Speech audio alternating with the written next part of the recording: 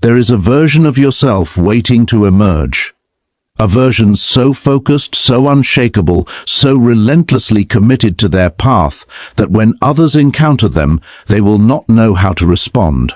They will feel something shift in the air. They will sense power. Most people misunderstand discipline.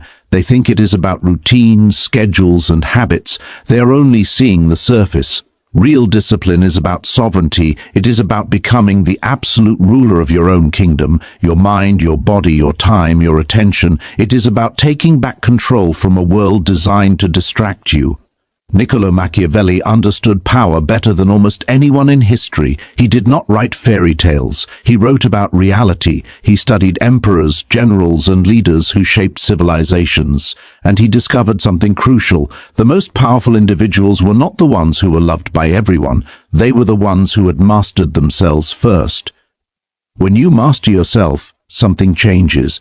People notice. They cannot explain it, but they feel it. You stop being predictable. You stop being controllable. You stop negotiating with your own potential, and that makes you dangerous in the best possible way. You are here because something inside you knows you are capable of more.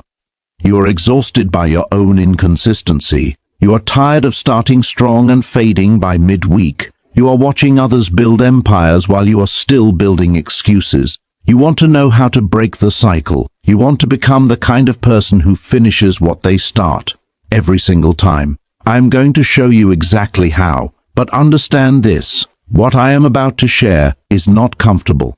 It is not easy.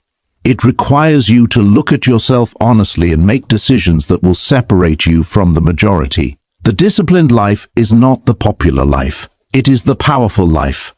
By the end of this, you will understand why discipline is the ultimate form of freedom, why consistency creates authority, and why the person who controls themselves can never truly be controlled by anyone else. Are you ready? Because once you see this, you cannot unsee it, and once you know what is possible, staying average becomes unbearable. Chapter 1. The Principle of Calculated Action. Machiavelli wrote, "The wise man does at once what the fool does finally." This is the first pillar of fearsome discipline. Action without delay. The average person lives in a constant state of negotiation with themselves. Should I work out today? Maybe I will start the business next month. I will have that difficult conversation when I feel ready. They are always preparing to prepare. They are always waiting for the perfect moment. You must reject this entirely. The perfect moment does not exist. Clarity comes from action, not thought. You do not think your way into discipline, you act your way into it. Here is what this looks like in practice. When you identify what needs to be done, you move immediately. Not tomorrow, not after you feel motivated. Now. You collapse the gap between decision and execution. This is where power lives. Most people leak their energy through hesitation. They waste hours debating whether to do something that would take 10 minutes to complete. You cannot afford this. Every moment you spend debating is a moment you are not building. Machiavelli studied leaders who acted decisively. They understood that speed has its own power. When you move quickly, you create momentum. Momentum builds confidence. Confidence attracts opportunity. This is the cycle of the disciplined. But here is the critical part. Calculated action is not reckless action. You are not acting blindly. You are acting with purpose. You assess. You decide. You execute. There is no drama. There is no announcement. There is only movement. Think about the last time you hesitated on something important. What did that hesitation cost you? Time, money, respect, self-respect? Hesitation is expensive. It is a luxury you can no longer afford. Starting today, practice the 2-minute rule. If something takes less than 2 minutes, do it immediately. No delays, no excuses. This trains your brain to act instead of overthink. Over time, this muscle gets stronger. You become someone who simply does things, and people will notice. They will ask you, "How do you get so much done?" The answer is simple. You stopped talking about it and started doing it. Chapter 2, The Architecture of Invisibility. Machiavelli warned, "Everyone sees what you appear to be. Few really know who you are." This is your second principle. Strategic silence. We live in an age of performance. Everyone is broadcasting their intentions. I am starting a business. I am getting in shape. I am changing my life. They post it. They announce it. They seek validation before they have earned results. This is a fatal mistake. When you announce your goals, you trigger a psychological phenomenon. Your brain receives a reward for sharing the intention, as if you have already achieved it. The pressure valve releases. The urgency disappears. You have already received the dopamine hit of accomplishment without doing the actual work. The disciplined understand this. They move in silence, they work in private, they build without an audience. This serves two purposes. First, it protects your focus.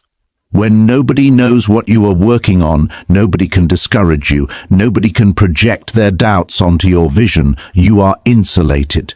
Second, silence creates mystery. When you stop explaining yourself, people become curious. They wonder what you are doing. They wonder why you are not seeking their approval anymore. This psychological shift puts you in a position of power. Imagine disappearing for 90 days. No social media updates, no constant texting, no validation-seeking behavior, just pure focused work, the gym, the business, the skill development, the mental conditioning. You cut out the noise. You eliminate the energy vampires. You protect your attention like it is the most valuable resource you own, because it is. Then you return. But you do not return the same. You return transformed. Your body has changed. Your bank account has changed. Your confidence has changed. You do not have to announce the transformation. People see it. They feel it. Your presence communicates what words never could. This is the power of the invisible phase. This is where champions are built. Not on stages, not in front of cameras, in the dark, in the early mornings, in the late nights when everyone else is asleep. Stop explaining your decisions. Stop justifying your choices. Stop seeking permission from people who have not earned the right to your time. The sovereign does not explain. The sovereign executes. If you are serious about this path, comment below. I build in silence. Chapter 3. The Mastery of Internal State. Machiavelli observed, "Men are driven by two principal impulses, either by love or by fear. But here is what most miss. He was not just talking about leading others. He was talking about leading yourself. You cannot rely on loving the process. You will not love waking up early. You will not love the difficult conversations. You will not love the sacrifice. Love is unreliable. It fades when things get hard. You need something stronger. You need commitment. You need duty. Discipline is not about feeling motivated. It is about moving forward, regardless of how you feel. The disciplined have learned emotional detachment from action. They feel the resistance. They acknowledge it. Then they move anyway. This is the skill that separates the powerful from the powerless. Think of your emotions as weather patterns. You wake up. You check the internal forecast. Today feels heavy. There is resistance. There is doubt. Most people see this forecast and cancel their plans. Not you. You see the storm and you move through it anyway. This is not about suppressing emotions. It is about understanding that emotions are information, not instructions. They tell you something about your internal state, but they do not get to make your decisions. You make your decisions based on your commitments, not your current mood. Here is a practical framework, the 5-second rule. When your alarm goes off, count backwards. 5, 4, 3, 2, 1, move. Do not give your brain time to negotiate. Do not allow the internal committee to debate. The body follows the command. Over time, you rewire yourself. You become someone who acts independently of their emotional state. This is freedom. When your productivity is no longer tied to how you feel, you become unstoppable. Bad day, you still show up. Heartbroken, you still execute. Exhausted, you still deliver. People will not understand this. They will look at you and think you are a machine. Let them think that. What they do not see is the internal battle you win every single day. What they do not see is the decision you make in the moment of weakness to do it anyway. This is where your power compounds. Consistency over intensity. Small disciplined actions repeated over time create extraordinary results. The person who works out every single day for a year will transform their body more than the person who has intense bursts followed by long breaks. You are building a new identity. You are becoming the person who keeps their word to themselves. And when you keep your word to yourself, you stop breaking promises to others. Your integrity becomes unshakable. Chapter 4, The Strength in Solitude. Machiavelli wrote, "The first method for estimating the intelligence of a ruler is to look at the men he has around him. This applies to you. Look at your circle. Are they lifting you or lowering you?" Most people are terrified of being alone. They fill every quiet moment with noise, podcasts, music, scrolling, texting. They cannot sit with their own thoughts because their thoughts reveal uncomfortable truths. You are not living up to your potential. You are wasting time. You are settling. To build fearsome discipline, you must embrace solitude. Not loneliness, solitude. There is a difference. Loneliness is the pain of being alone. Solitude is the power of being alone. In solitude, you meet yourself, the real you. Not the performance version, not the version you show to the world, the version that exists when nobody is watching. This is where growth happens. This is where clarity emerges. You need to schedule periods of total isolation, deep work, monk mode, whatever you want to call it. Lock the door, turn off the phone, eliminate distractions, face the work, face yourself. In that space you will encounter resistance, boredom, anxiety, the voice that says this is not worth it, and you will fight that voice. You will sit with the discomfort, you will push through, and on the other side of that discomfort is a version of yourself that is stronger. Here is the difficult truth. When you start to rise, some people will try to pull you back down. Not because they hate you, because your growth exposes their stagnation. You are a mirror. When you get disciplined, the undisciplined feel judged. When you build something, the inactive feel attacked. They will say things. You have changed. You are obsessed. You are not fun anymore. Good. Let them say it. Fun is the language of the distracted. You are not here for fun. You are here for mastery. You must become comfortable being misunderstood. You must be willing to walk a path that others cannot see. They will call you extreme. They will call you too serious. They will tell you to relax, to enjoy life. What they really mean is, come back down to our level, because your growth makes us uncomfortable. Do not go back down. Keep climbing. The air is thin at the top because most people turn around halfway. They choose comfort over greatness. You are not most people. Isolation is not punishment. It is preparation. Every great achievement in history was born in solitude. The artist in the studio, the writer in the quiet room, the athlete in the early morning gym, alone, focused, building. When you become comfortable in your own company, something shifts. You stop needing external validation. You stop performing for an audience. You work because the work itself matters. This makes you magnetic. People are drawn to those who do not need them. They sense the self-sufficiency. They respect the focus. Chapter 5, The Power of Predictable Execution. Machiavelli advised, "It is better to be feared than loved if you cannot be both." Now, I am not telling you to make people fear you through aggression or cruelty. I am telling you to make them fear your consistency. When you become relentlessly consistent, you become inevitable. People know you will show up. They know you will deliver. They know that obstacles do not stop you, they slow you down at most. This predictability creates a form of psychological power. Think about it. If someone knows you quit when things get hard, they do not respect your commitments. They wait for you to fold. But if they know you are the type of person who finishes what they start no matter what, they treat you differently. They take you seriously. This is the discipline of the inevitable. You become a force that cannot be reasoned with or bargained with.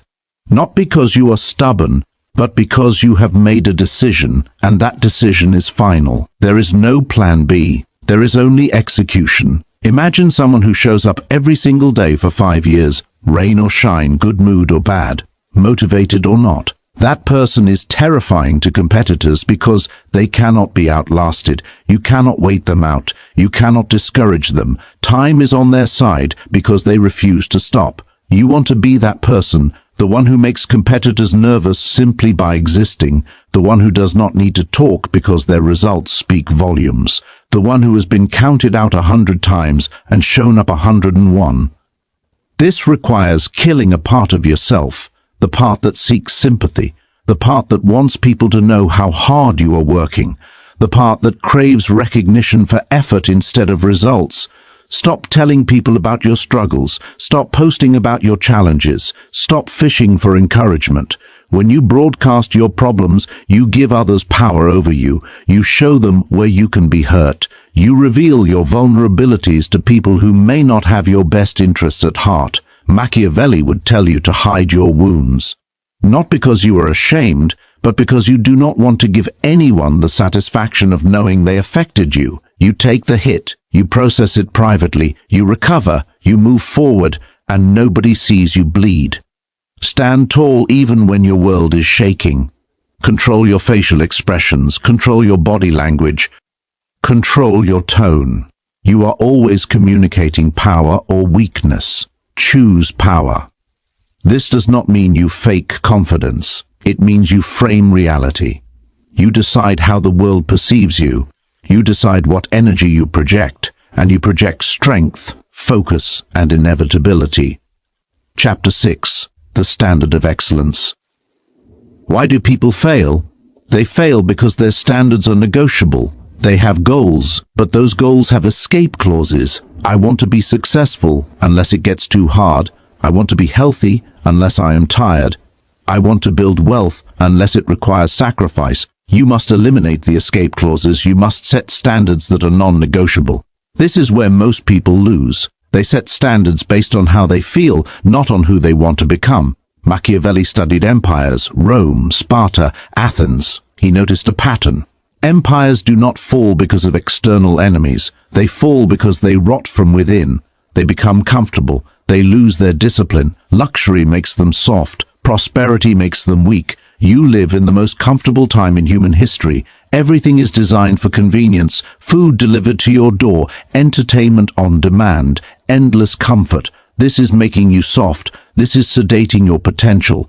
To be disciplined now is an act of rebellion.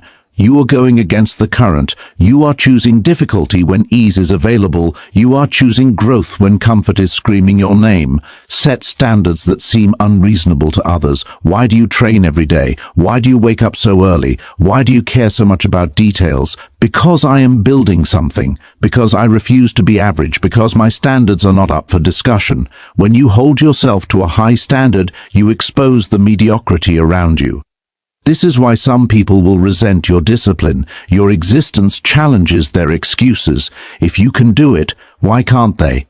It is easier to call you obsessed than to admit they are lazy.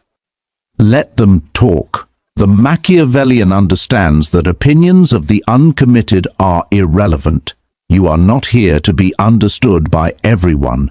You are here to build something that matters. Guard your time ruthlessly. Time is the only resource you cannot recover. Every hour you waste is an hour stolen from your future. Every minute you spend arguing with people who do not matter is a minute you cannot invest in your vision. Be selective with your attention. Be brief in your interactions. Be direct in your communication. When people realize your time has value, they stop wasting it. When they realize your attention is scarce, they respect it. Discipline creates scarcity. Scarcity creates value. By becoming so disciplined that you operate at a level most cannot sustain, you separate yourself from the competition. You are no longer competing with the masses. You are operating in a different arena entirely. Chapter 7. The Transformation. This is the part nobody talks about. To become the disciplined version of yourself, you must let go of who you used to be. You must release the old identity, the one that needed approval, the one that took the easy path, the one that made excuses.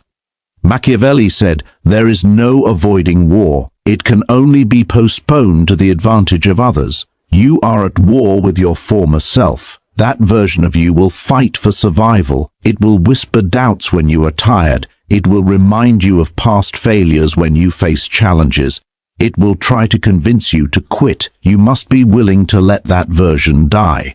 This is not metaphorical. You are shedding an old skin. It is uncomfortable. It is painful. But it is necessary. You might lose relationships in this process. Not everyone will understand your transformation. Some will take it personally. They will feel abandoned. They will accuse you of changing. They are right. You have changed. That is the point.